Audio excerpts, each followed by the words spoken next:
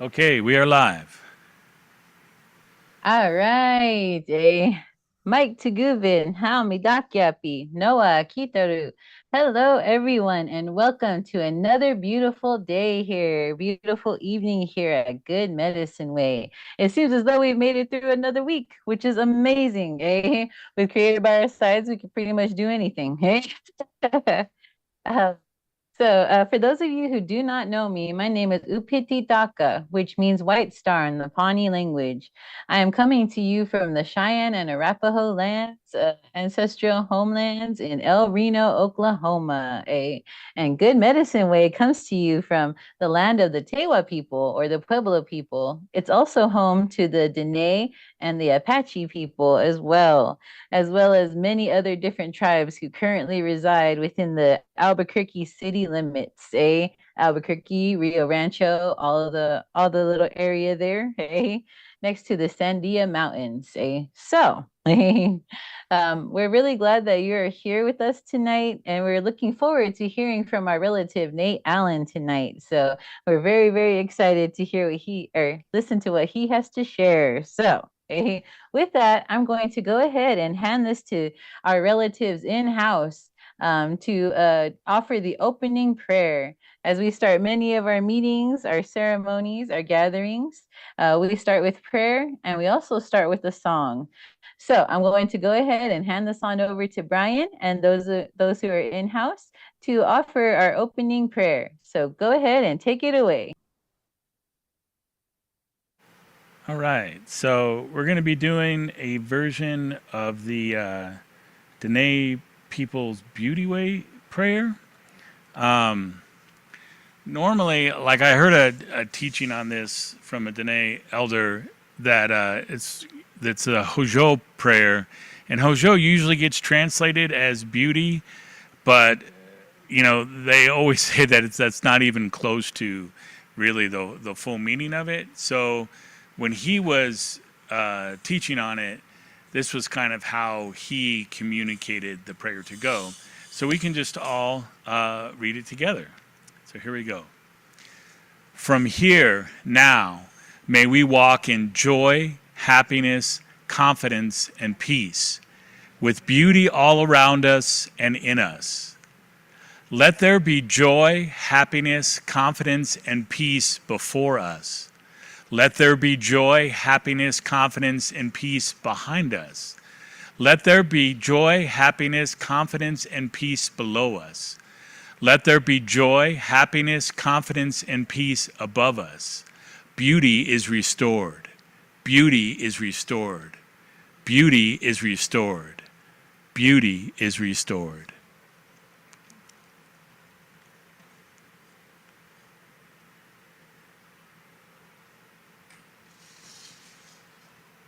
And that's All that. right. Yes. How does that go? Something about like Najona Hasli or something like that. Yeah, yeah. Yeah. I'm not even going to try. But yeah, you're pretty close. Yes, yes, that was amazing. Yes, that was very beautiful. Just kidding. All right, so now we're gonna go into our opening song, which, as it says here, will be the rain song prayer dance. So that sounds very beautiful, and I'm very excited to hear it. So I'm going to hand this back over to Brian for our opening song. So go ahead and take it away, Brian. Yeah, it's a rain song, as in the uh, the music group that Terry and Darlene Wildman do. So this is their prayer song, which we've done before. But yeah, let me get all these other buttons switched up, and we'll get going.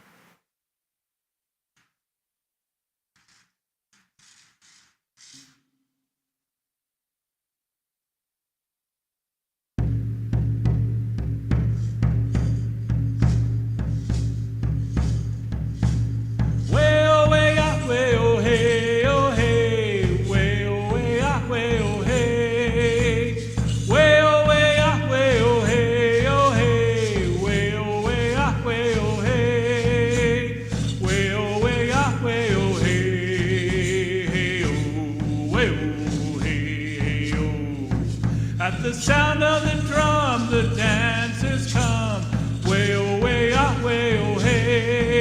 Every step in place we seek his face. Way oh way ah way oh hey. Way oh way ah way oh hey. Hey oh way oh hey oh. A prayer in our hearts to sing a start. Way oh way ah way oh hey. Every step on Creator's breath. Way oh way ah way oh hey. Way oh way ah way oh hey. Hey oh way oh hey oh. Way oh way ah way oh hey oh hey. Way oh way ah way oh hey. Way oh way ah way oh hey oh hey. Way oh way ah way oh hey. Way oh way ah way oh hey oh. Way oh hey oh. Presenting our colors, we dance in the round. Way oh way ah way oh hey. Heads held high on sacred ground.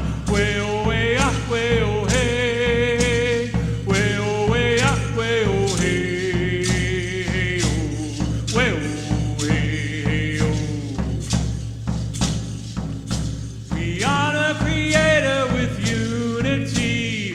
Way oh way ah way oh hey. Loving all people in dignity. Way oh way ah way oh hey. Way oh way ah way oh hey. Hey oh. Way oh hey hey oh. Way oh way ah way oh hey oh hey. Way oh way ah way oh hey. Way oh way ah way oh hey oh hey. Way oh way ah way oh hey. Way oh way ah way oh hey. Hey oh. Way oh hey hey oh.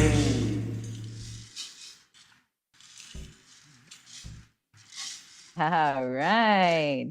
That was amazing. Oh my goodness. Hey, I was feeling the spirit there. Hey, and Creator was dancing with all of us here as you were singing that song. Hey.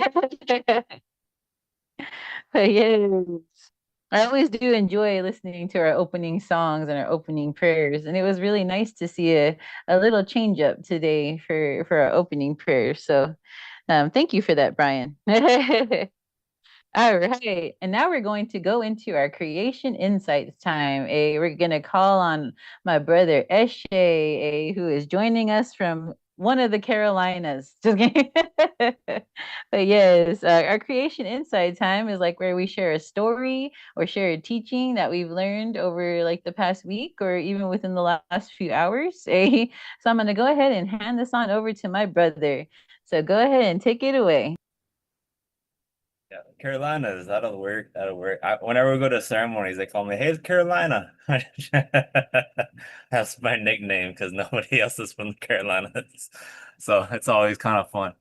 I was called that, and that actually segues really good into what I'm gonna kind of share. Because like I think we started going there 7 years ago, to Cheyenne ceremonies, kind of reconnecting to that way. And yeah, whenever someone asked where we were from, it just stuck, and it started with this one chief. So he just kind of he's the only one that calls me that. It's kind of funny. Um, but yeah, I wanted to share a few things I didn't get to share too much, and some of the lessons. I wanted to share some of the lessons that that I experienced there at ceremonies and brought and carry with me. And one of those things is gifts. The idea of gifts, and the idea that Creator has given us all gifts, but that the idea that Creator has also given our nations gifts, in the forms of our covenants, the forms of these different medicines, these different instruments like pipes and different things like that to help. And one of my society sisters carries this really strong medicine in this pipe. One of the two societies, the Cheyenne societies, that incorporate women.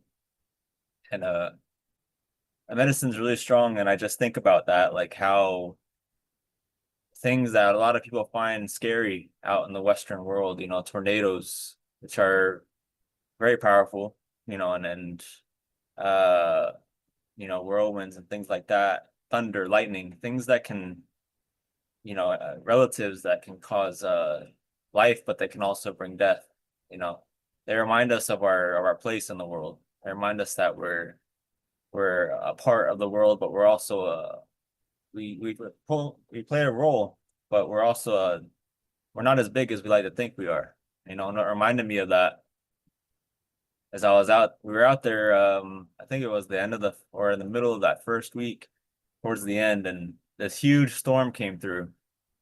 And we were in our tent and it's like 80-mile-an-hour winds, like no exaggeration.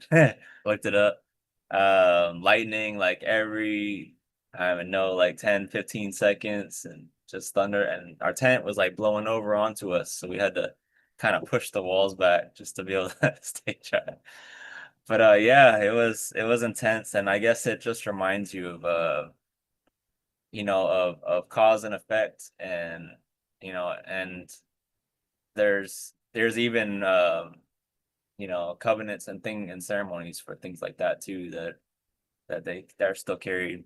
So I thought about that, and then so that idea of gifts, one thing I wanted to share, and then another one is that idea of renewal, and that in that lodge, uh you're in there, you're praying, but you're praying for all of your relatives, which includes all, grandmother Earth, and you're praying for the more than human relatives as well, that they will have what they need to continue on this next year until that next ceremony. And I think about that, how we play a role. It kind of teaches that idea that we play a role in keeping harmony, in keeping life flourishing, in helping our other relatives of our family and in the world, our non-human relatives flourish as well, and to keep them, you know, increase in life. And the last one I think I wanted to share is, these medicines like sage, and collecting those medicines and using those medicines, is that spirit is in all these medicines, and my Lakota brother used to say, that everything has a spirit, you know, and he would remind me of that, and I carry those teachings with me still. And so when I'm out collecting medicines, or when we're burning these medicines like sage in a good way, it's reminds us that we have spirit, that we are spirit.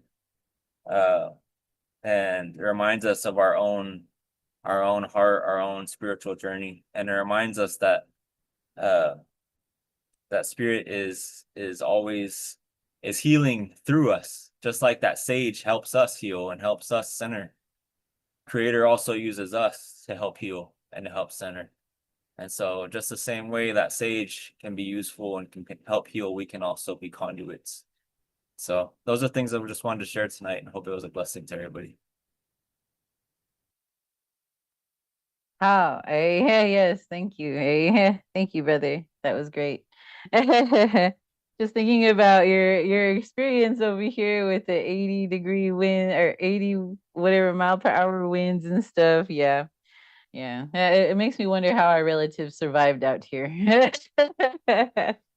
It made me think of my first experience with a tornado over here.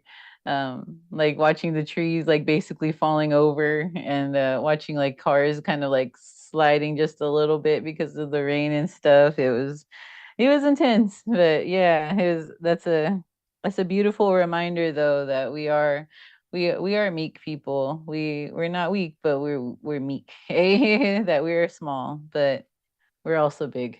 I don't know. I don't know where I was going with that, but you understand. But yes. All right. Well, thank you, brother, for finally being able to share that experience with us. It was very beautiful. All right, so now we'll be going into reading the Lord's Prayer from the First Nations version. Uncle Casey has given us the challenge that I think we did pretty well last week. Hey, not looking at our screens and saying the words, remember, or trying to memorize it the same way we remember the King James version of the Lord's Prayer. So With that, I'm going to go ahead and hand this on over to Brian, who will still put up the words for those of us who have not taken on this challenge yet. So whenever you're ready, Brian, take it away.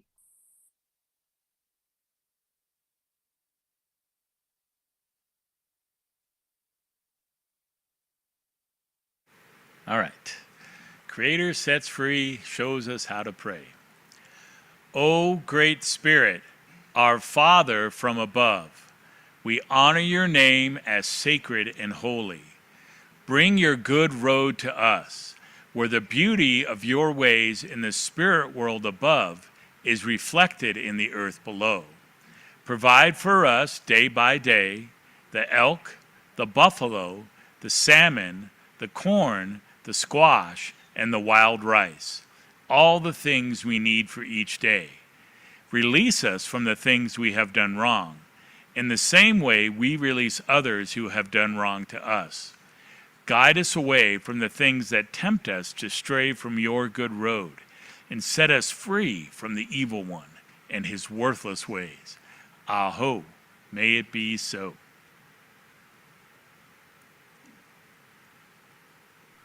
Yes, thank you.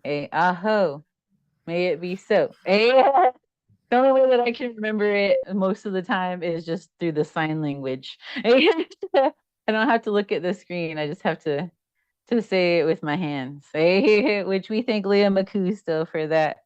And we hope that she is doing well as well. But yes, all right. So now we go into our smoke signals time and our giveaway time.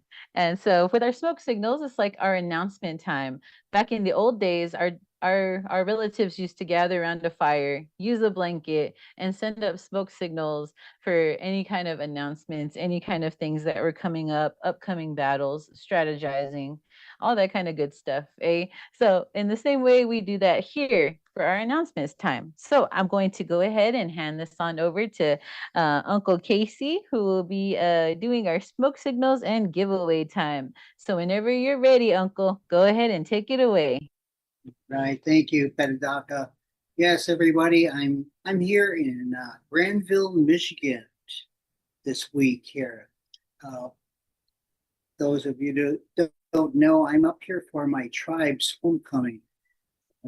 In 1833, the Potawatomi were relocated from here to Kansas on a trail we call the Trail of Death. And so a lot of people were displaced. A couple of tribes, bands were able to stay here in Michigan, but they had to go through a lot to make that happen. So I'm part of one of those bands called Pokagon Band. So this week here, there's some 3,500 Potawatomis from the region, and Kansas and Oklahoma are going to be coming here and celebrate a full week of activities too, starting with 2 days of language conference. And then my family and I were setting up a vendor stand with our books and the First Nations version, a lot of crafts and cradle boards I make. And then that's going on the rest of the week, and there'll be a 2-day powwow as well. So all my kids are going to be present at this one too. The only one that's not going to be here is my son-in-law, the Marine drill instructor, who is still working with Marines up there in San Diego. So that's where I am. That's what I'm doing up here in Albuquerque, from Albuquerque. 2-day drive to get here. So a lot of people were following me on that. I shared a post I was crossing into Oklahoma and getting close to El Reno. I thought, man, if ever I do break down, I'm going to stop in the head of a doctor come and rescue me there. So I just want to say for next week, we're going to be having, if all goes well, a guy named BJ Harris. He's part of a Messianic group, knows a lot about the ways of the Jewish traditions and how the Messianic folks are mixing and working with the native people. And it's quite a big population. I run into a lot of them quite a bit. It's a little bit different than what we do here. So he's going to be sharing a little bit about his journey and what he does within the Messianic. Then we have a missionary named Stephen Gantz, who was one of my students back when I was teaching. And then Lisa DeFalco, she is going to be telling her story 3 weeks from now on our program here. So pray for her. She has quite a miracle journey that she would like to share with us. And then Danny Zachariah. And then after that, I have some gaps to fill here. So I've been calling people, trying to get some folks to line up here. So if you would like to message me and let me know you'd like to give a talk here, that'd be wide open to help to do here. So that's the first couple weeks in September that's coming up here. The other thing is we've been praying about different folks to come and help us organize ourselves and run ourselves a little bit better. And a couple of people have stepped up to help us with briefs and with keeping track of all the attenders that we have here and givers so that we can communicate with them. And then just recently, a person that does grant writing, she's been on our program. I don't see her tonight though, but her name is Sarah Allen. She's from Las Cruces, New Mexico, and she's going to be stepping in to help us write grants. So volunteering her time to do that. So different folks like Dave Selnick and Helen Wright are also stepping up, and we're going to try to work them in to help us with our Good Medicine Way. And this is so unique because most people who work in a ministry, they all are in the same location. They're all, all see each other, or they work with each other. They have meetings in person with each other. But we are doing something way out of the box that is not happening in churches across the country. Our congregation is you guys happening out there in the virtual world, and you're stepping up to make a Good Medicine Way happen. And it's so unique that people want us to write our story and tell that. So Ken Gingrich and I and Brian, we're going to be putting together what the format and how we got started, the story behind it, why we took this direction, and what the Lord's been doing with it. So pray about that. That's going to be in our next newsletter coming out. So it's going to be a very good one because I've got a lot of people that want to know how we do what we do. So with that, I want to turn that over to Brian, who's going to talk about, we have this matching grant that we would like to take advantage of. And it cannot be, because we receive some Methodist money, it can't be Methodist money. So grant money and places that we get donations from have to come from other sources. So every dollar that we get gets doubled. I'm going to turn it over to Brian so he can tell us about how we can give. Yeah, so as Casey said, we do have a matching grant. So anything that you give financially to Good Medicine Way gets doubled. We've got a blanket on the ground here in-house because that's kind of one of the traditional ways that Native folks do giveaways and help people out is by putting everything on a blanket. And we're going to have our virtual blanket that will go up on the screen. And on there is a couple QR codes that you can scan. One is a PayPal interface if PayPal works better for you.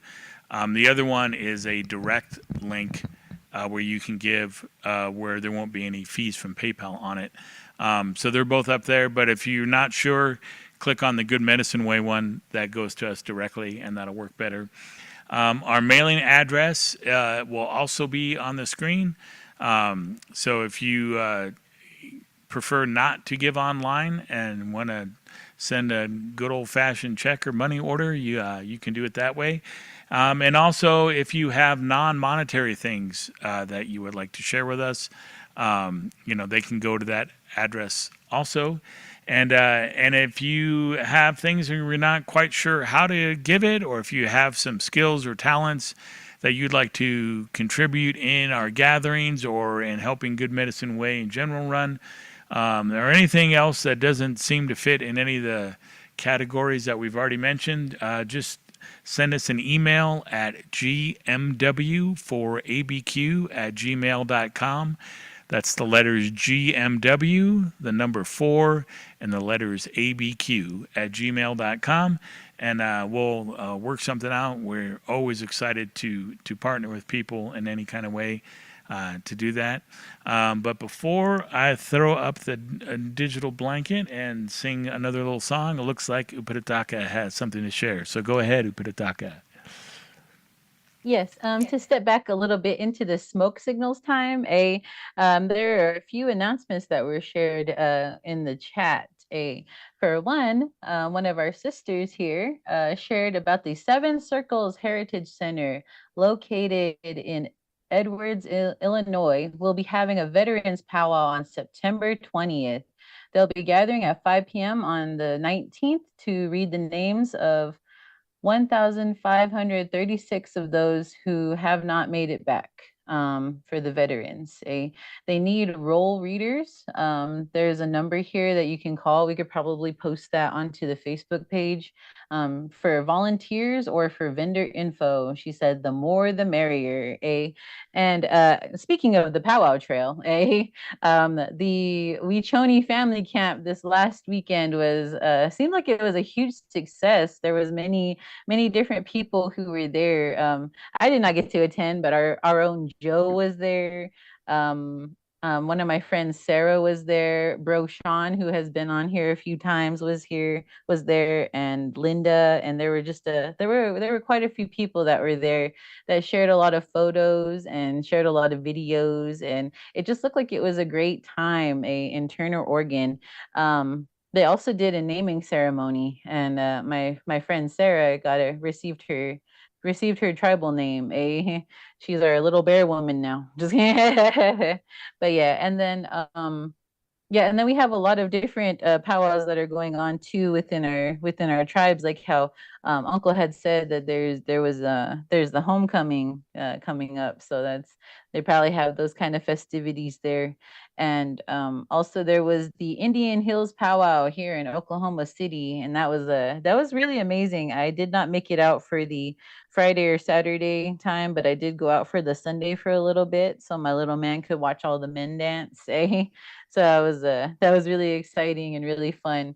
And then there's like a whole lot of different powwows that will be coming up. Like the Oklahoma Indian Nations celebration comes up, I believe, the second weekend of August. There's also ones that are happening in South Dakota, and pretty much here in Oklahoma, it's every weekend. And then there are some in the Four Corners area that are coming up as well. So I'll probably get a list together and stick it up on the Good Medicine Way Facebook page. So that way, if there's a celebration near you, you can go check it out and go reconnect with the drums. So sorry that took a little longer than I expected, but yeah, I'm gonna hand this back over to Brian now. Thank you for letting me announce these. I'll step in and share just a little bit. Next year, Laura and I will be attending the Wechoni family camp in Oregon. And so that would be a great time for all of you all, whoever can make it, to plan a trip to go to Oregon to we're going to be celebrating 2 decades of Wechoni family camp. And I started that with them with Richard Twist 22 years ago. And so we're going to be celebrating that. So I'll be part of next year's program. So think about joining us. Start putting your pennies away right now for your ticket there. All right, Brian? All right. Let me share the blanket up here.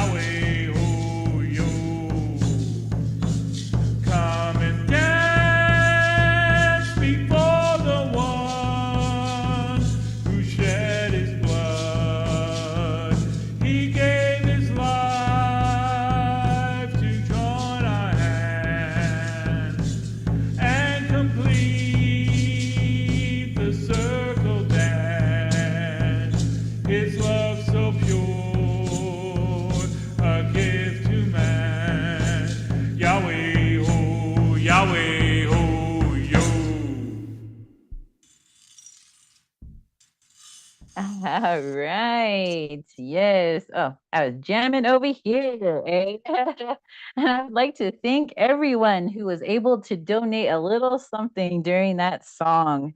That really means a lot to us. And it really does go back into really great programs, including this one right here, where we're able to gather together. Our relatives are able to eat together. And usually, when our speakers meet together, when our speakers are in person, we get to feast, and it's amazing. Hey, I've been in person a couple of times, and we ate some delicious food. Hey.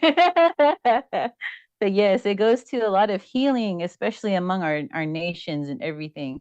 And so I want to personally thank each person who was able to give even something as small as $5 or $10 or giving a little bit more. It means a lot. It means a lot to us, and it really helps to to build our ministry, to reach other people, to find those who are lost, to find those who are still trying to find their way. And so yeah, I do appreciate each one of you, and I give you all a warm hug and a good handshake. So yes, thank you for that. So now, I got a little bit off track. Now we're going to be going into reading Creator's Word, and I will be calling on our sister Heaven, who is currently working. We will be reading from Isaiah 43, verse 19. That's Isaiah chapter 43, verse 19. So whenever you're ready, Heaven, go ahead and take it away. This is the New Revised Standard Version. Thank you. I'm about to do something. I'm about to do a new thing. Now it springs forth. Do you not perceive it? I will make a way in the wilderness, rivers in the desert. Thanks for letting me share. Yes, thank you, Heaven. Thank you. All right, now we'll be turning over to Brian for our first centering and stillness time. This will give us a moment to prepare our hearts to listen to what Nate Allen has to share with us tonight. And we're very excited about that. Then we will go into a speaker introduction. We'll have our feature presentation. And before we go into our discussions and our questions and everything, we will have one more silent reflection time, just to let you know what's coming up a little bit. So I'm going to go ahead and hand this on over to Brian for our centering and stillness time. So go ahead and take it away, Brian.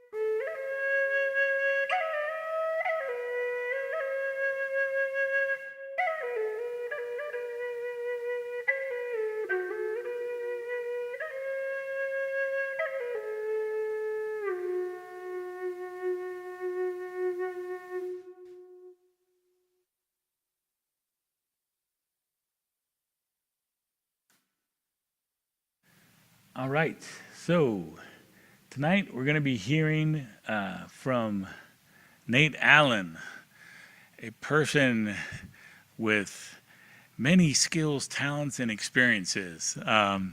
He has, he's first and foremost a great husband and a fantastic dad.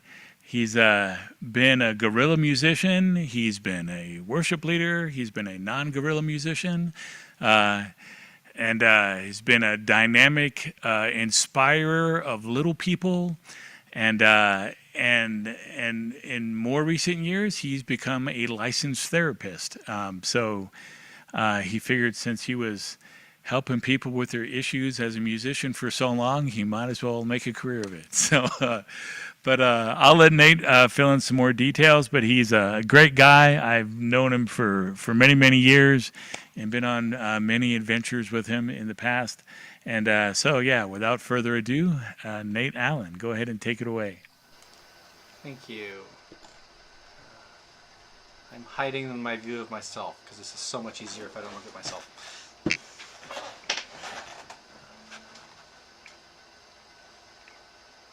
I am currently on the land of the Kaw in Kansas City, and I grew up on the land of the Cow Creek tribe in Oregon.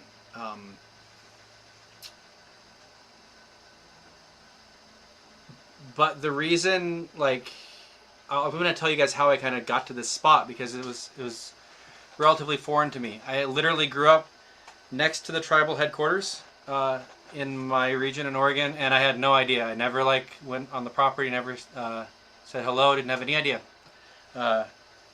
what indigenous things were in a way that would even connect to my story. So very, very distant. As I was I tend to be kind of on the fly. I kind of enjoy not planning too much ahead. And then I guess 2 nights ago I had a nightmare that I had shown up here and I'd forgotten that I was speaking until I was on the camera. So I put together some notes in the middle of the night, and so that's what you're gonna get. So I grew up in Oregon in a small town. My dad is a third-generation timber worker, so all things kind of like outside of that paradigm, which is like you cut down trees because that's how you pay the bills. That I just didn't have any reference point for. But in the middle of all that, I was also a missionary with YWAM, and I had a mentor named Graham he's a missionologist. He's from India. He was kind of introducing me to non-Western ideas for the last 20 years. So it was a very long process. And I was also a musician who toured all around, and I kind of had this cultural want to strip away everything I can from the gospel, from getting in the way of people. And right before I moved to Kansas City, I actually went to a men's group in Portland, and it was Richard Twist's men's group, but he had passed away 2 weeks before. So I have his memorial DVD in my basement, but I didn't really reference who he was. And without going totally into backstory, my story also involves a lot of spiritual abuse. And so at some point, roughly 2013, I realized that was a big part of my story, and it became something I had to reckon with. And I spent 5 years wrestling with that, and I say that my view of God and all things Christianity kind of got really stripped down to kind of very black and white. This is just there wasn't a lot of life in it, because most of those experiences had some sort of element of trauma with them. And I was also incredibly disconnected from nature this whole time. I toured about 1,000 concerts, and I've had an allergy to dust and pollens, so never put my feet on the ground, never went outside. And some years ago I was I'd heard about earthing or grounding, putting my feet on the ground, and I thought that's interesting. I would never do that, but it seemed like something to think about. And then I filmed a music video out on a farm with a bunch of animals, and I took some allergy meds, and I didn't cough that day, and I thought, man, is this what other people experience, to go outside in nature and actually be able to experience it in any way? And a friend told me that he'd started earthing, so I was like, let's try it. And lo and behold, my allergies healed. I can be outside and not sneeze, and it was night and day. And then, so that's all leading up to the pandemic for me. So I started having this like transformed relationship with creation. I'll just say, like, from being very, very black and white to like there's something here that I don't understand, but I was feeling like invited to like maybe plant a garden. I think I planted a sage bush, not having any idea what that would even mean in any sort of context, except for it didn't die in my garden. And then, like, I'm gonna say maybe 5 years ago. I'm not really sure when it happened, but there was a post about Randy Woodley, and I think Brian had commented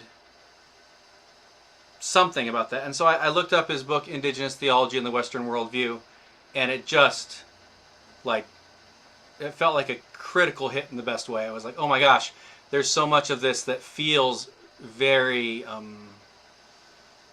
life-giving to me. I described it as like the best book I read in grad school. It was like, it was just starting to transform me. And so in the middle of that, I think there was maybe even the book study here was like, hey, we're going to go over some of Randy's work. And I was like, oh, I'd love to discuss this book that is like, I don't know anybody else reading it, and it's great. So I got to hang out with the men's group for maybe a year and a half. And it was concurrent to seeing like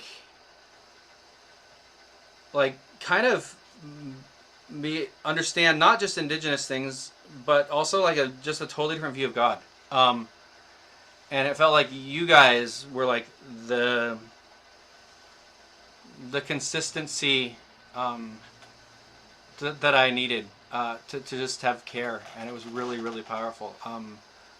But as I dove in deep. So I read like Mission and the Cultural Other, Unsettling Truths, Bury My Heart at Wounded Knee, Braiding Sweetgrass, and a bunch of other books, and they all just like consistently would change me and hit me in a way that felt very I don't know, just felt very like life-giving. What I didn't know is that like concurrent to me being in the book study with the guys was like I was starting to work as a therapist, kind of doing my first year and a half of clinical work, and my stress was not leaving my body, which when you're a trauma therapist is a very bad thing. I just started not sleeping, having all these problems. And so what I did is I called all my team and kind of talked over different options, and what felt like the most at the door I needed to walk through was some indigenous healing paths that I would not have gone down if it hadn't been for you guys.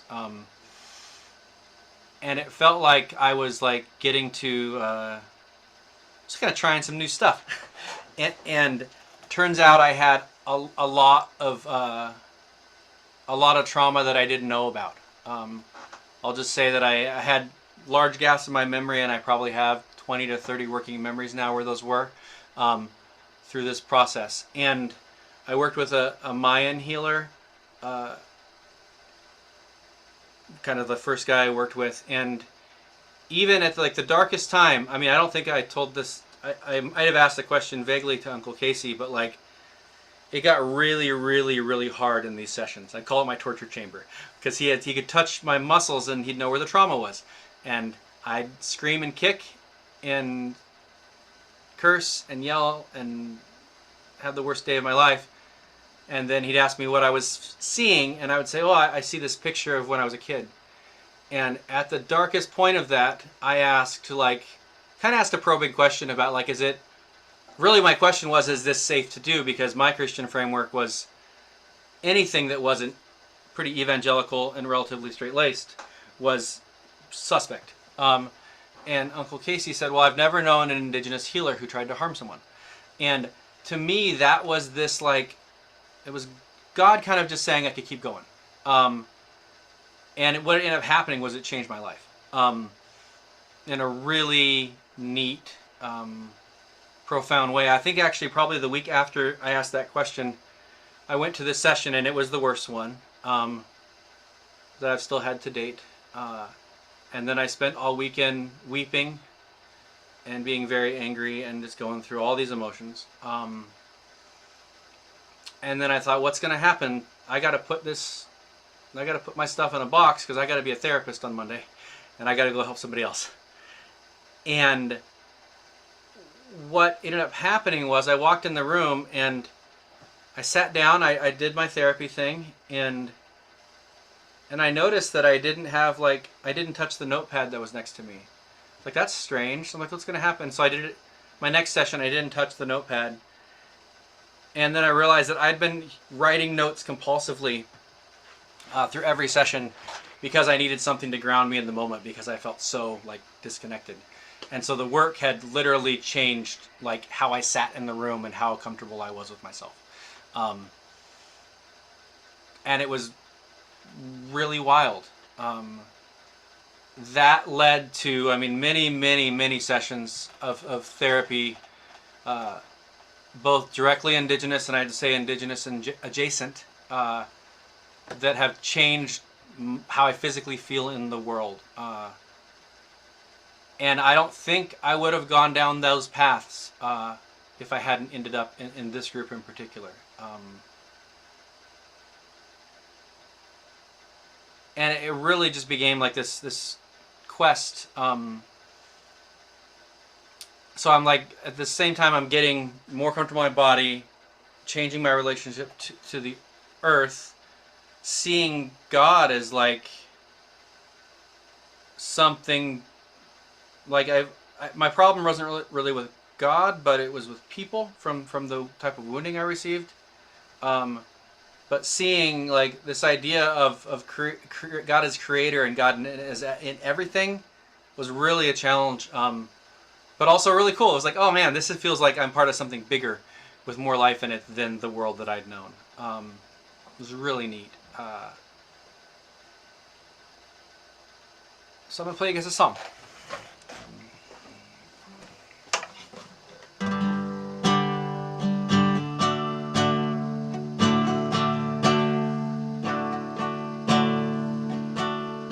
Talking trash to yourself, acting like you're something else than one of a kind, an original design. You don't know your value. You are strong, you are brave, and even on your worst days, I'm glad you were made. Though the madness exhausting, though the fire burns cold, I want you right here. Let's go gray and get old.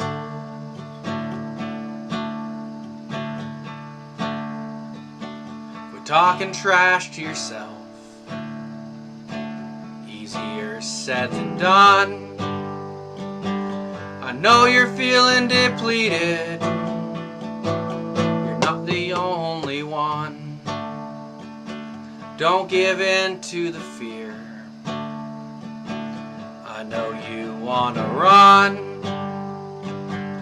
You said Monday morning, I wish this week were done.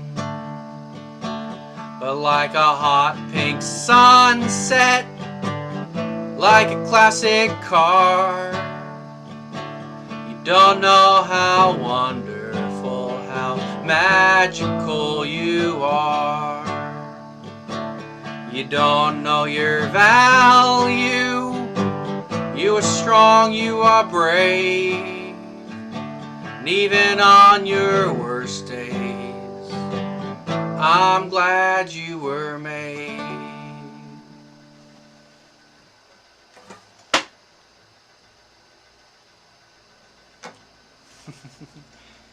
I can't hear you, so I feel like I want to just wave. It's a strange feeling.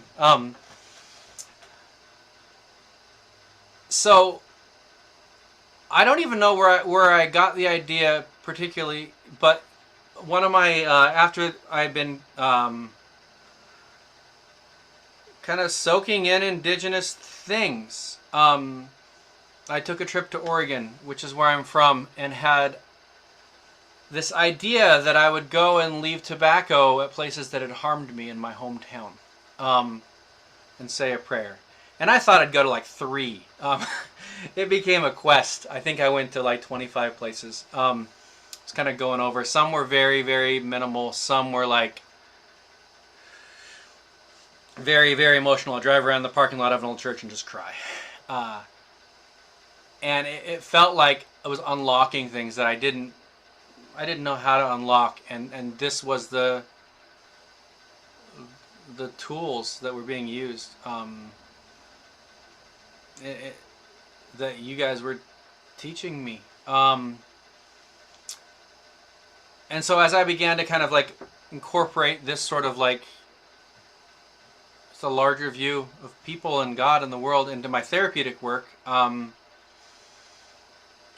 again, I ran into, I decided I'd write a book about baseball, which to me felt like the easiest thing I could do. I love baseball. I have one next to my desk all the time.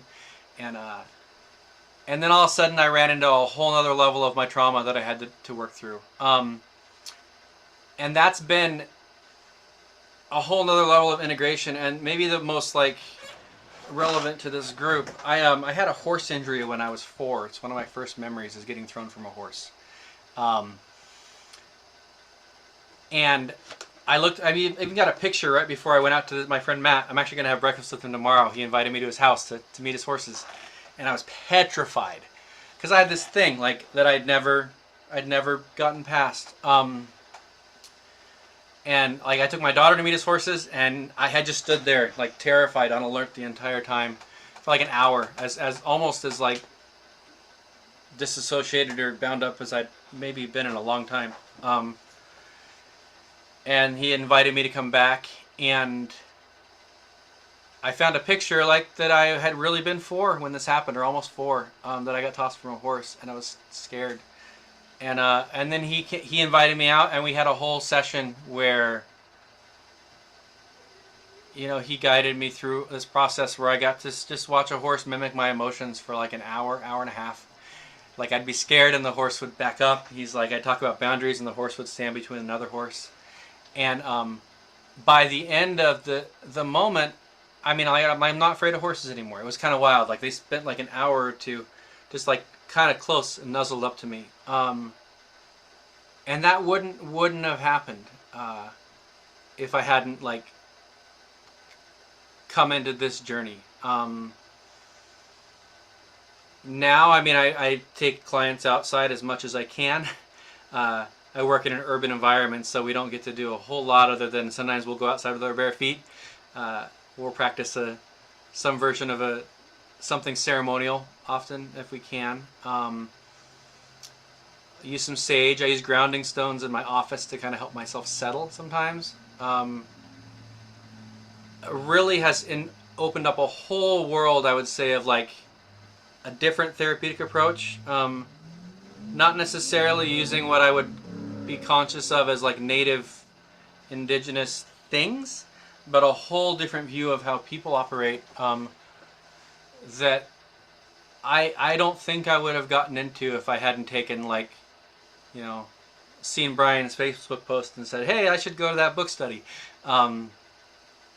Because it really, it was really, really, really helpful. So I'm going to sing one more song, and I think that's going to be it. I don't know how I'm doing on time, so I got my water bottle in front of my time. I don't think I'm that long, hopefully. When Uncle Casey reached out to me, this song had popped into my head like the day before. And then the chorus just showed up when I was making fried rice for dinner. So never has existed in this form before, and it will never exist again in this form, most likely. So the chorus is, I just want to be where you are. And I think that, like, to me, as I was like at first glance of this song, it's super. I mean, obviously raw. We'll see how much I mess it up, but like the I think I used to look at, if I would have sang this song in high school, I would have been like, I want to be maybe in your presence, God, but probably in a church. And as I've been on this journey, I mean, now I was thinking singing this in the kitchen. I was like, oh yeah, I mean that's kind of like everywhere. I mean, we're not even. I think Brian maybe is the only one in like something that we call a church building, and communing with Creator is a much more holistic thing. So I'm thinking this in a holistic way. So see what happens. In the darkness, in the silence, in the mystery of creation, of a ring over nothing, looking down upon the water, in the chaos, the confusion, in the mix-up, ever-changing, separating and restoring, bringing peacefulness and order. And I just wanna be where you are. I just wanna be where you are. In the evening, in the morning, through the wet fog came the first light warming up every square inch with the beauty of the sunrise. In the dirt, through the soil, burst the growth of a new life, fighting through opposition to provide for us and remind. See the waters swarm with every living creature. Take a moment to watch all the birds fly past as the deer hides just outside the garden. See the goodness and love as it lasts. And I just wanna be where you are. I just wanna be where you are.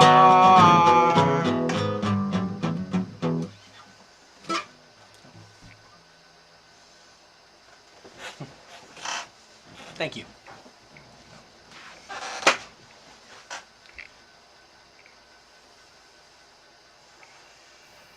All right, so we'll have a little reflection time, and then we'll open up the floor for discussion.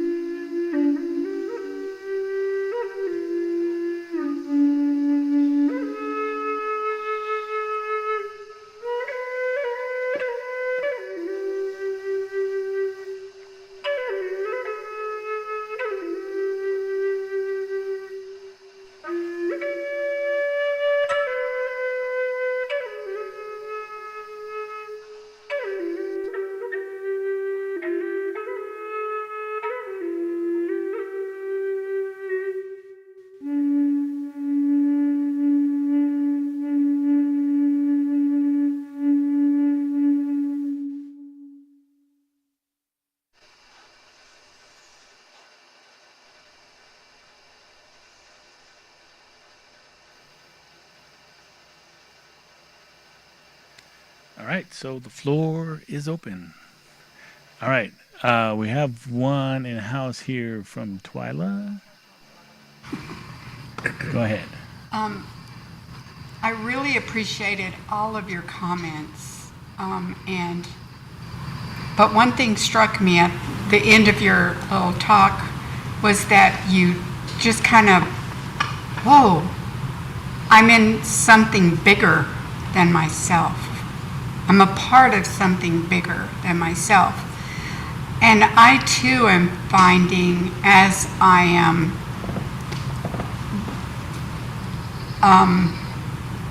embracing my Native American part that I was separated from, at birth because my Native American father died when I was 8 weeks old, and my mom just kind of did not see the importance of keeping that part of me. But I always, even as a small child, I can remember going to Sunday school and being in church, and I remember desiring to give my heart to Jesus and to let him in and to let him be me and part of me always. But then, of course, through life, there's all the struggles and the moments of separating yourself from God for one reason or another. But after I began, I think I was at Good Medicine Way service on the very first night that it started here at Mesa View, which I was fairly new to Mesa View as well. I had grown up in a very Pentecostal church, not evangelical, Pentecostal. And I don't know if y'all are really aware what that means, but it's just like, it seems like it's wonderful environment and spirit. But now that I'm growing in the way of the Native American worship, I'm recognizing that it was binding me more than it was freeing me.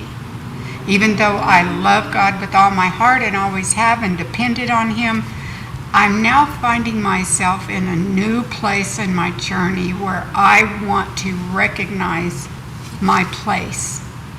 And my place is bigger than me.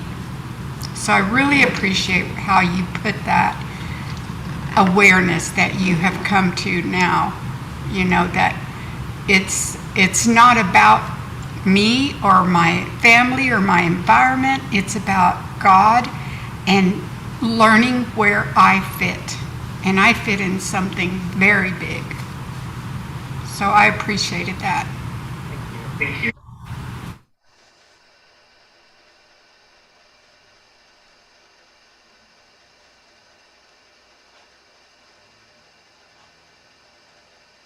Yeah, I grew up Pentecostal as well, so I get that. I liked what you shared about realizing that you were storing stress in your body. I realized that too. Like, I was cooking for a really long time, and I ruptured a couple of discs in my back, and I was paralyzed from like November to January. And I didn't have any insurance, and I thought, like, oh my gosh, like, I'm really about to be paralyzed forever. Like, I don't know how this is gonna go. And I had like a spinal cord injury. And it's like a very weird thing because you realize like you only get one body, you know? And you don't think about it that way because we live in a world that moves so fast and there are so many disposable things, but our bodies are not one of those things. And I just remember like the relationship of coming to accept that you've harmed your body, and then like the journey of like realizing that wounded things don't ever go back to what they were before. You know, they have their own healing journey. And that's kind of a beautiful thing in a way. Like, it's like, you know, the Japanese pottery that's like mended with gold. And I think about that like when I think about my nervous system and my own healing journey with my spinal cord injury and my body, and like just learning body mechanics and like things like that. And so thank you for sharing, because it reminded me that I have to have grace with myself. And sometimes I think I forget that. So thank you for sharing. You're welcome.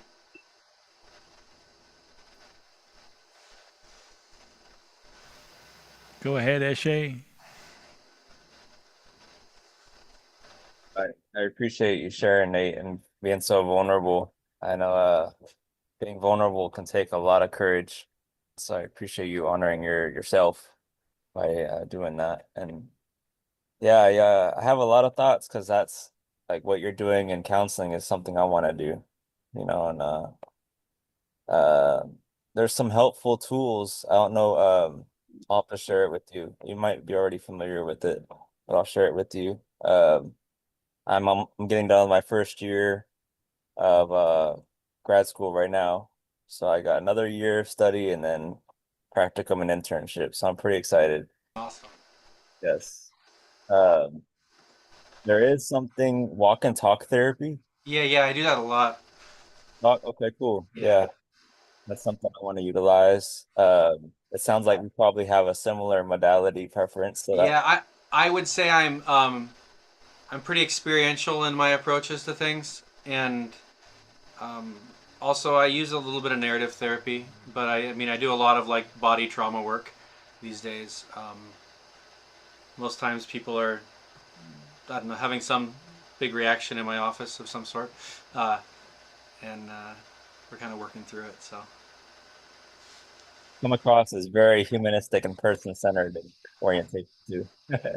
yeah, all that stuff too. So it's like it's all kind of a, I don't know, at this side of grad school it all just kind of runs together, and then like I'm constantly working on something in my own journey, and that shows up in the office, and I'm like, oh, I'm a different person now, and it's pretty wild.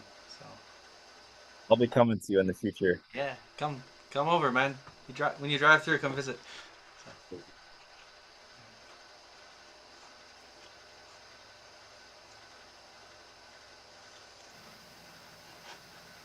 Okay, Pertaka, go ahead. Yes, thank you. Hey. Well, first I wanted to say, Nate, stellar glasses. I Thank love you. them. They look amazing. Hey. And also, thank you for sharing those songs. I mean, I really enjoyed it, listening to both of them. They sounded very good. Like they could totally be recorded and like shared somewhere, like be a ringtone or something. Just kidding. But I really, like I said in the chat, I really appreciate like your references to like Good Medicine Way and like the indigenous perspective on creator, I suppose would be the way to say that. Um, and I'm also glad that you're here, that you came to Good Medicine Way and you wanted to learn a little something, and that you're here to like be able to share this story with us. No words can explain like how much your sharing means to me from just what you had to say. um I did have a few questions though. Yeah. Like I you spoke briefly about earthing, right? Yeah. And could you maybe explain that a little Yeah. bit more, like for people who don't know? Earthing or grounding, it goes by two names. It involves putting your feet on the earth. I didn't explain that fully. Uh, there's a bunch of really cool science behind it. It's not something that's been studied. But the science effects show up after 5 minutes, so it's pretty easy to do. What I did was I had this thought that I've been traveling so much, my body probably doesn't know where it is. Literally, because I hadn't touched my feet to the ground for 1,000 shows in 5 years, maybe 10 years. And so I just decided I would go out every day for 5 minutes and be on the grass in my yard, and my body started to heal. So there's some really cool stuff. It'll help with jet lag. It'll help with all sorts of stuff. But it was my first, entry point into that. So if you look up earthing or grounding, you'll find a bunch of stuff. There's even grounding and earthing blankets that you can use, but my walls aren't grounded, so I don't use them. Okay, all right. That's awesome. That's awesome. Another song or another question that I have. Would you say that you were healed, or are you just at the beginning of your healing? I have been healed of a lot of things, and I'm also healing. So, I like this baseball that I'm holding in my hand. I couldn't throw a baseball for 20 years, and my body's been healed where I can pitch now. I threw baseballs yesterday. My body's sore. So I have healed from a lot of things. I am also working through very deep things still that, they show up sometimes, and I'm a mess. So, yeah. All right. Well, I thank you again for sharing tonight. It was very good, and I can't wait to watch the playback. Thank you. But yes, thank you.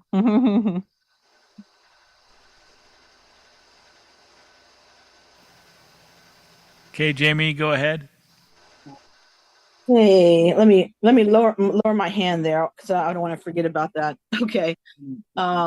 I just want to say, Nate, that I'm glad that you're here, and I appreciate what you shared. I think, like many of the people have already expressed, that I could relate to a lot of what you shared about just the negative experiences that you had with the church and with Christianity. I'm from the Houston, Texas area. I've lived in Texas all my life, and there's a lot of religiosity here. There's like a lot of Christianity, but a lot of just religiosity, and I don't know, kind of came from a unusual background that I think there's things that conflicted. On my dad's side, his father is Jewish, his mother was a devout Catholic, so he grew up Catholic. He eventually became a Messianic Jew.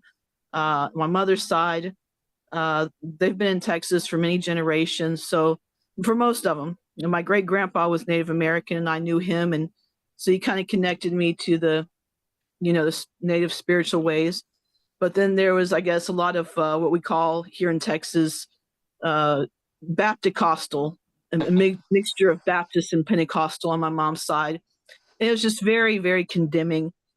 And so I actually grew up in non-denominational churches, which seemed in some ways better than just the Baptist Costal, but I think it was still a lot of the same. I think it was like more subtle. Growing up in the non-denominational churches, you hear like, "Oh, we're free because we're not a denomination. We have all this freedom." So you think, "Yeah, we're free," but something, it's an illusion of freedom. It was an illusion. It didn't seem like deep down inside, it's like, I don't really feel like I'm free, and so I've had to get free from a lot of those mindsets, things that I was indoctrinated with, and, coming to good medicine way has really helped me to reconnect with the ways that my great grandpa taught me, and that part of, I think that's my spiritual DNA, and it's a good way. It's a good way for anybody, whether or not they have, Native American ancestry. It's a good way for everybody.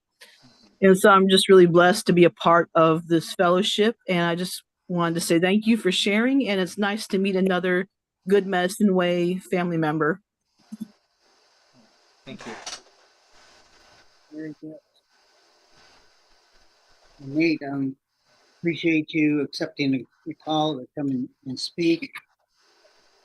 As you were talking, and as several people have shared that are part of Good Medicine Way, those that have been influenced by it, my native name is Anaquahnonea. It's best interpreted as the hole in the clouds where the light comes through. Yeah. And the name given to me is like the vision of it is the hole. That's me. I'm really, there's nothing there. It's a vacuum. It's just nothing. It's air. It's just an opening in the clouds. It's really nothing. But if I wasn't there, if I wasn't present, the light of God's word could not come into the darkness of it. And so God uses me as weak and as miserable as I am. It's like I feel sometimes that God can still use me. And what some of the things that you said and some other people have said is that I find myself being a channel that opens the door for other people to really realize that there's other ways to be a believer, and it's not status quo. The status quo has really harmed us more than in many things, especially Native people. Status quo churches have failed to really make an impact in bringing the life-changing message of Jesus Christ to us.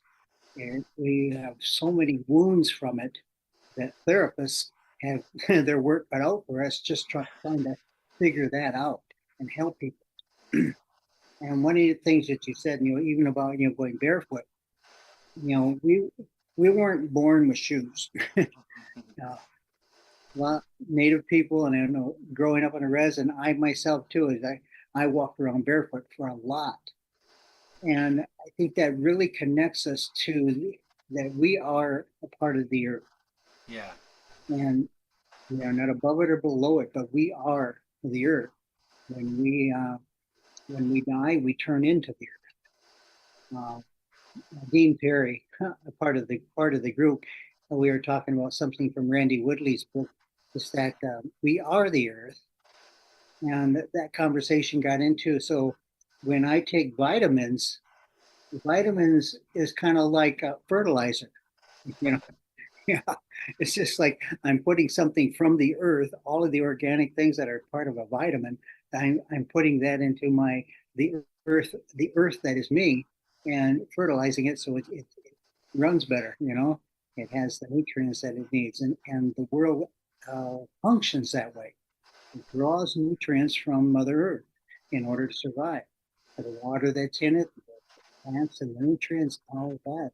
So when we walk on the ground, that we are in touch with a part of the earth that we don't realize that we're missing.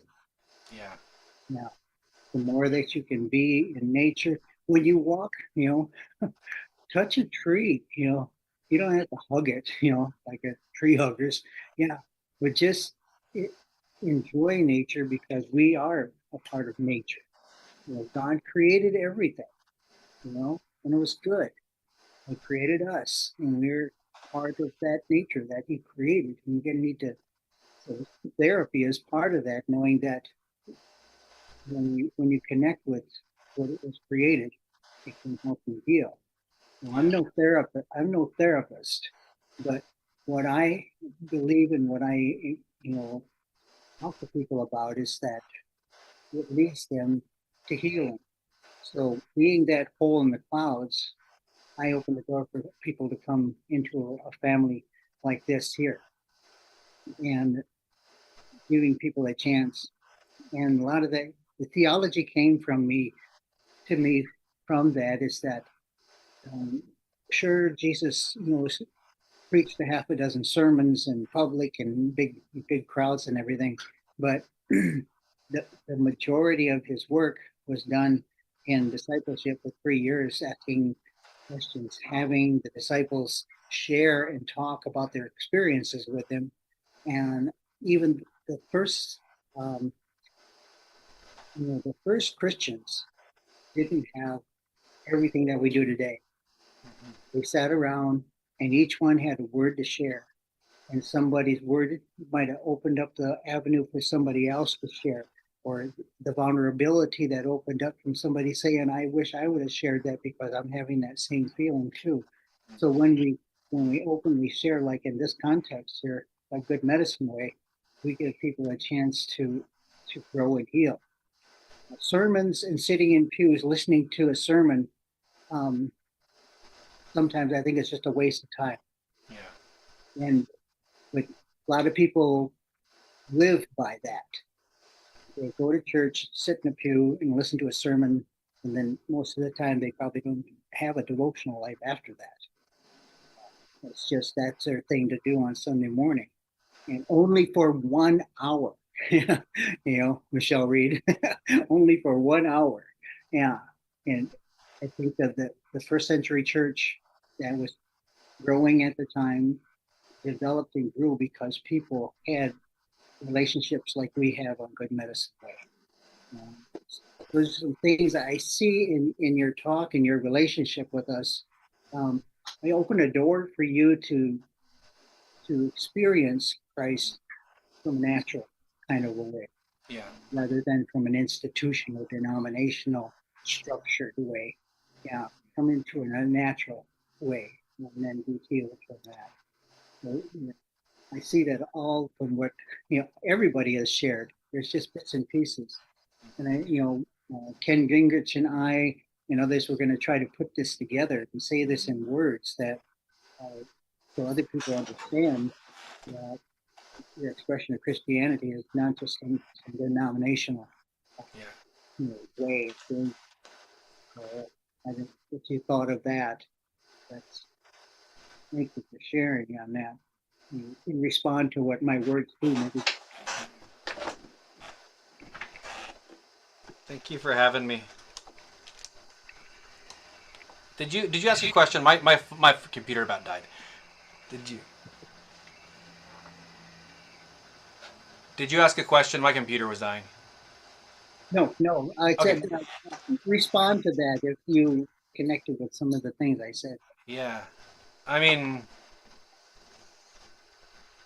I like that picture of the hole in the cloud. That I think that really like it resonates. Yeah, I mean, for me, getting to, you know,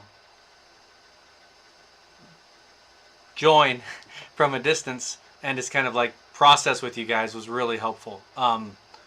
And you creating that space for that to happen, this is really really valuable. I mean, I'm really really grateful because like even in Kansas City where I live, I don't have a group of people that I can meet with on a regular basis.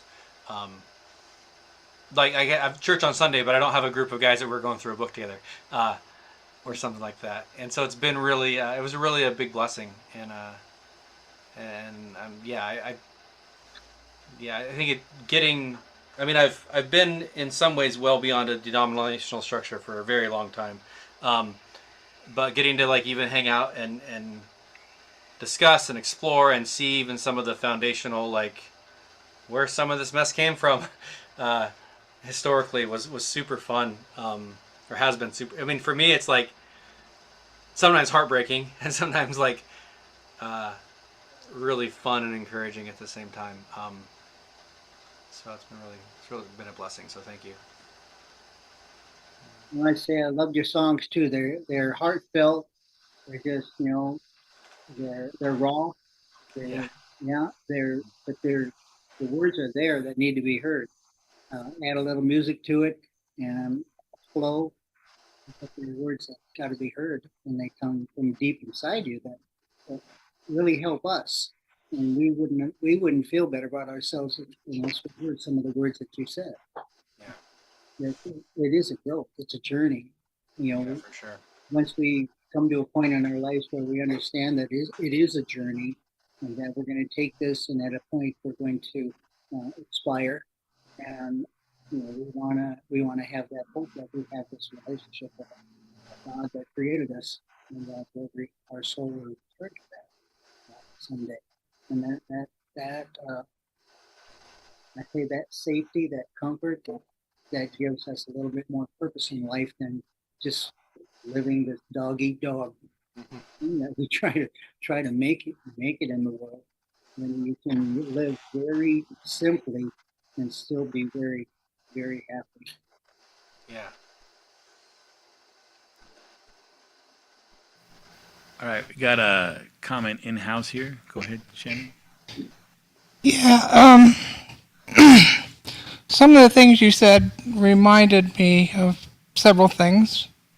When I was young, growing up, I spent the summers with my grandmothers. And as most 6 and 7 year olds, I was elbows, knees, and a blur of motion most of the time. So one of the most common things that my grandmother would say to me is, "Be still." And I had to learn to be still, and she taught me to be still. And you could listen to the clover, to listen to the rocks, to listen to the bees, and to listen to the things around me. As I took those ideas into growing up, I learned to listen to other things. But I learned more than anything else that when I was in nature, I needed to be still. And it reminded me of what you were talking about, grounding. And it also reminded me of Psalm 46, "Be still and know that I am God." 46:10. And so I thought I'd just throw that out there to see if anybody else had had that experience as well.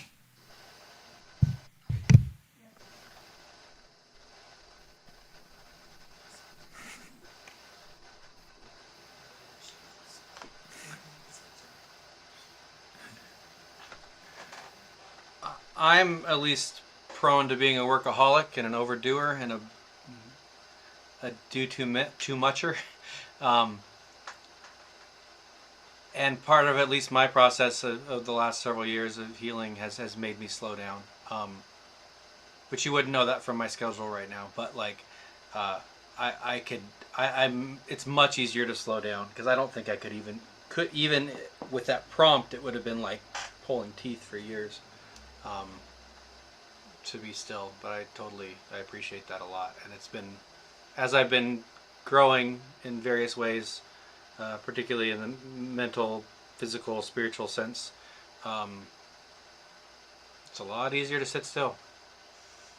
So, and when I'm not, and I'm overdoing it, I start to have a pretty big reaction, which is I'm doing too much.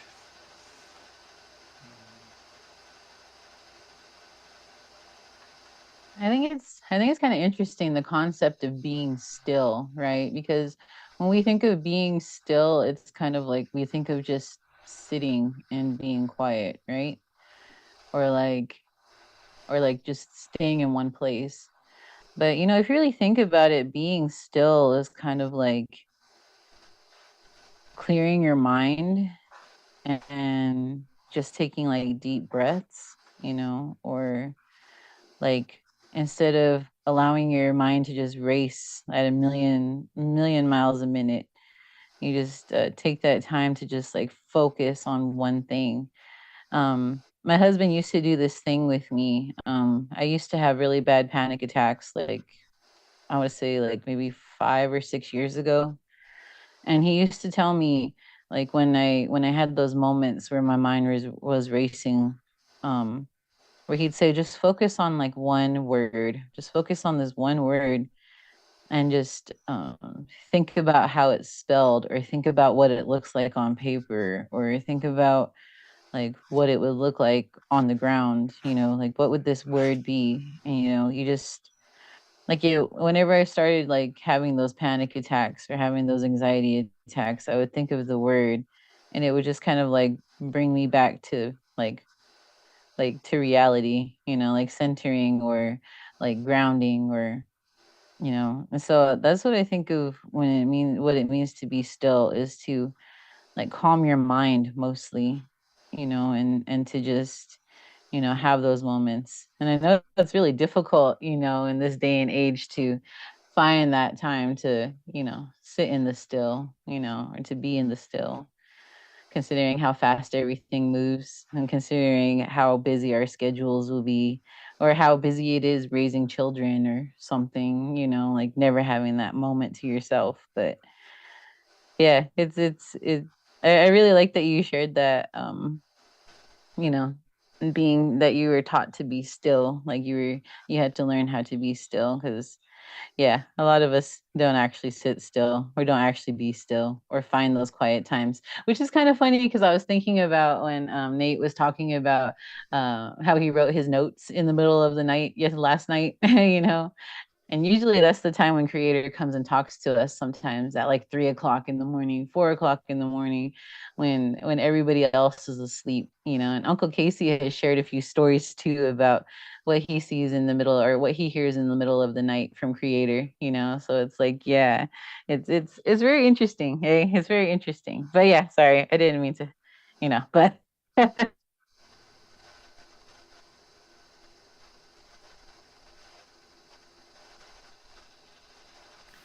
Yeah, I really appreciate how you have taken like the knowledge that you've gained and just incorporated it into the practice and presence of just who you are already, without feeling the need to have to like convert to something else. Like, you just took the knowledge in, and because there's so many people who, like they're often called pretendians, people who like identify with certain native culture, but then they feel like they have to kind of cosplay as native for it to be Yeah. real, you know. But that's not what those kind of fundamental truths and knowledge are really about. You know, it's about this is how anybody can be in harmony with creation and with creator and be in the proper flow. So I really appreciate that you were able to just kind of sit with that knowledge and sit with those teachings and then find the way that they made sense in your own life and from your own journey and your own experience and doing it in that way. So yeah, I appreciate that approach and being able to make those things open to others who, you know, may not have any way to interface with them otherwise. So yeah. Thank you.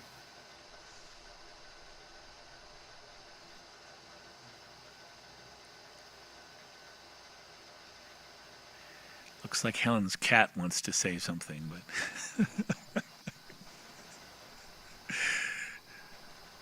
He says, feed me and come to bed. yeah.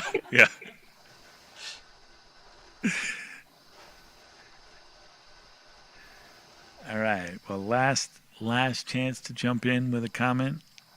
If not, I will move into I, our I, I closing have, round dance. I have a little Go ahead, Jimmy. question.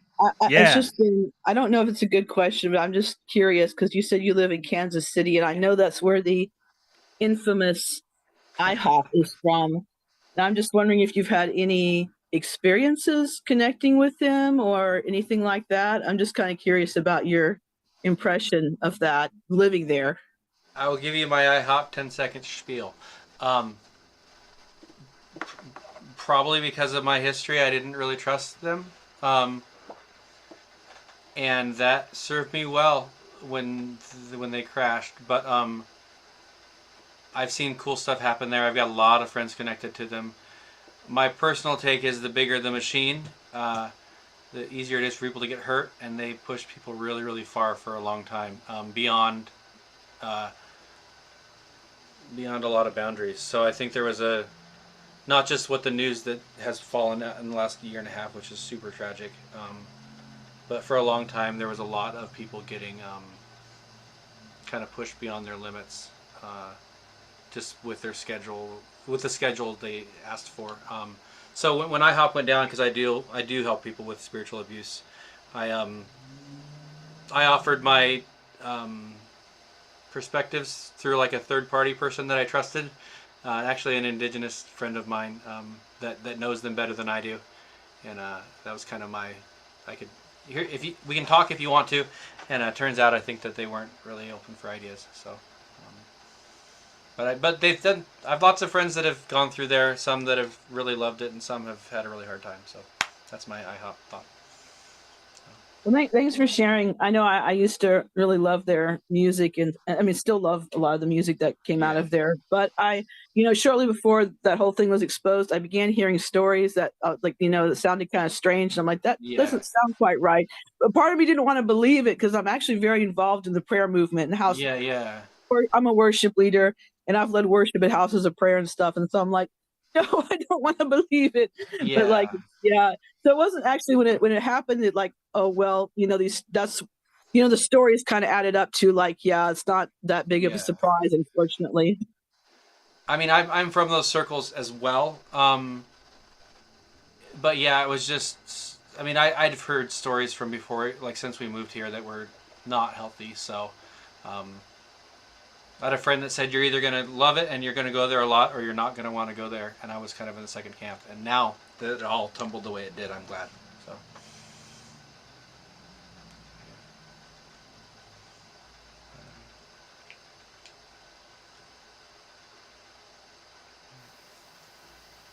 All right. A good cautionary tale about balance and being still and not pushing yourself too far. And with that, we'll go into our closing round dance.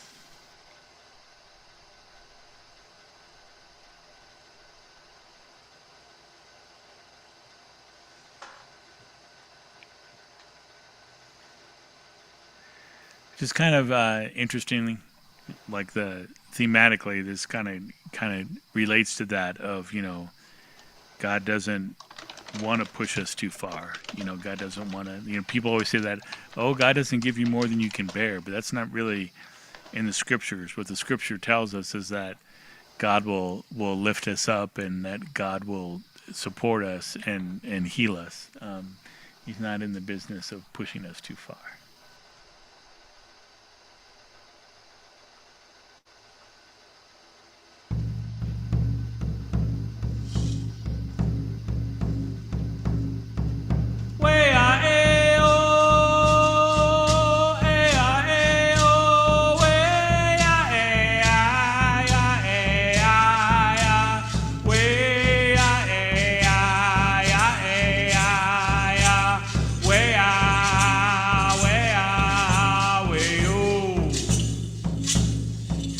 Walk in humbleness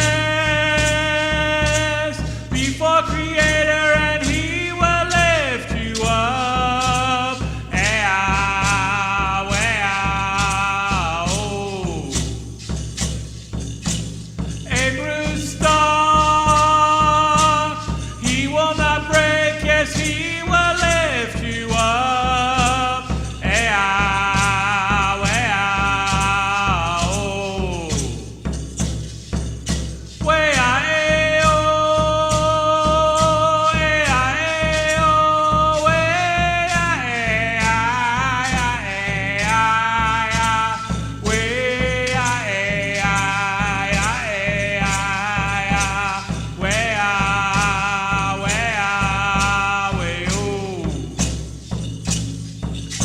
Walk in humbleness before Creator, and He will lift you up. Oh. A smoldering fire He will not put out. Yes, He will build you up.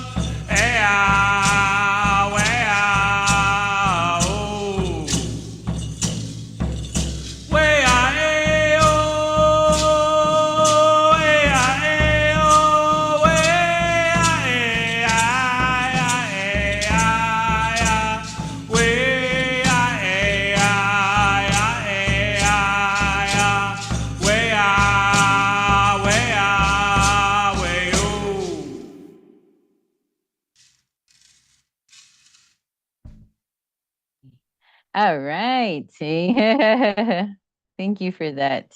Tonight was an absolutely beautiful night. We were definitely moving in the spirit, and I appreciate what Nate Allen had to share.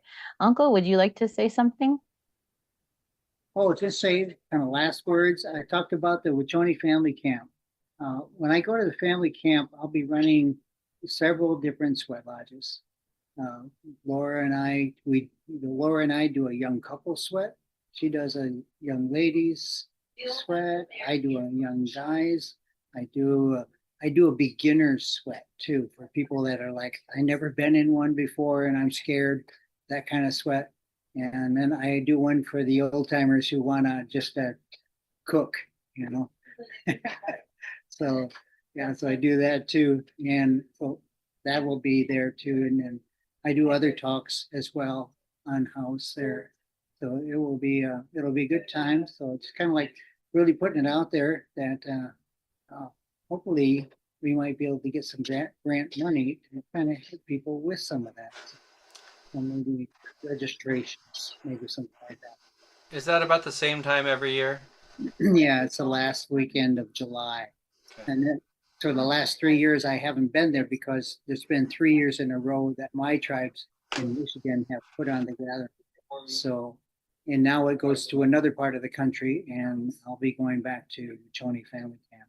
And also we're working on putting together a Wachoni Family Camp East Coast.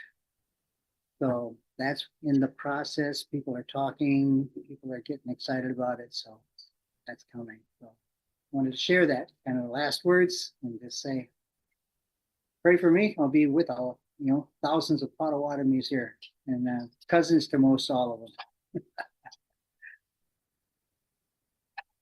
Okay, everybody, love you. Have a wonderful evening. Right. Also, real quick, Uncle, hey, before we Yes. all sign off, Go we ahead. need to have our send off blessing, Oh, which yeah. will be coming to us from our brother slash son for Uncle Casey and Auntie Laura, and also our relative, a Namar Newson.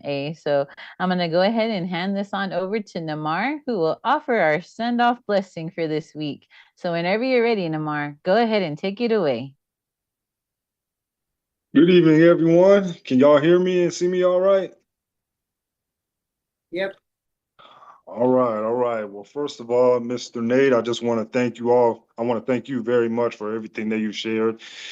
I am very grateful that mental health is being taken more seriously nowadays. There's more scientific studies, there's more of an emphasis on it, and it's not dismissed as it's been in the past.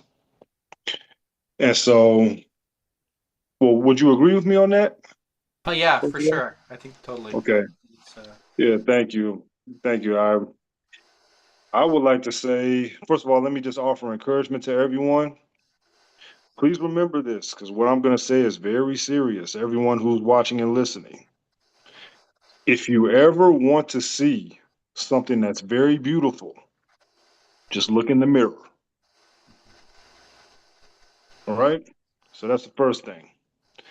Just look in the mirror wherever you want to see something beautiful. Because life is like an elevator, it goes up and down. And it's quite bad when it gets stuck. So in this world that we walk in, where we have the enemy Satan walking the realms of the earth and putting his demons on assignment all over the world, looking for anything that he could to steal, kill, and destroy, that was created in the Creator's image, and us being the pinnacle of his creation, the greater representatives of his image and likeness, we are hit with spiritual warfare. And one great way to attack us through the spiritual warfare is our mental, because the mental definitely affects the physical. And I speak to you as someone who has went through some very severe mental health issues myself. And my pops and mom, I'm talking about Casey and Laura, they see me in my lowest point, as did my siblings. You know, Shandine, Liliba, Najoni, Desba, and Bahojoni. So I want to encourage you all tonight to let us take mental health much more seriously, and that never be too ashamed or too proud to admit that you have an issue and you need help. Never be too ashamed or too proud to seek help. Because if we don't, then we will stop ourselves from being our best self. And whether you believe it or not, whether you know it or not, you are needed. There are many people that need you, and they need you to be your best self so that they can experience Creator's blessings through you. So, with that being said, let us humble ourselves before the Lord. All right. Father God, Creator sets free Jesus. It is in your name, your Holy Son's name, that we thank you for tonight's gathering, tonight's fellowship, tonight's learning experience. We thank you for Nate. We thank you for the reminder of the potency of health, the potency of mental health. May you put your wedge around us like you did with your servant Job when the enemy seeks to attack us from all different directions. May you guide us with your infinite sovereign wisdom. May we seek wisdom and not our own understanding when we think about how we should work through our challenging experiences in this tough life. This tough life where our health is valuable, where our health is valuable not just to ourselves, but to others, to all creation. And may our health, may our recovered health, may our healing be a representation of you, for you are the Jehovah Rapha. You are the Almighty Healer. You can heal while the devil comes to steal. And may we trust in you to guide us and keep us safe, protected from harm's way, protected from traps, protected from ourselves. For we are very capable of hurting ourselves. May we lean onto each other. May we understand that we are not in this life alone. We are not to walk this good road alone, but we are to fellowship and join with the body of believers, with your children. May we be encouraged. May we be enthusiastic. May we be inspired. And may all those who are hurt right now, all those who are sick, may they come to seek help. May they come to seek you first. For Jesus came to heal the sick. And may you continue to love us everlastingly. We thank you for your everlasting and unconditional love. We thank you for the chance to get closer to you, to have intimacy with you. Thank you for your son, Jesus, who has enabled that connection, that divine connection between us when he died on the cross. Thank you for your Holy Spirit, the great Spirit that leads us to obedience and to the paths of righteousness for your name's sake. May you bless us through the rest of this week. May tonight's study not be forgotten. May it not be dismissed. May you guide us through our work. May you guide us through our families. May you guide us through our personal struggles. And may we trust in you to keep your mighty hands above us to cover us and beneath us to lift us. Thank you. Love you. And in your son's holy name, aho, may it be so.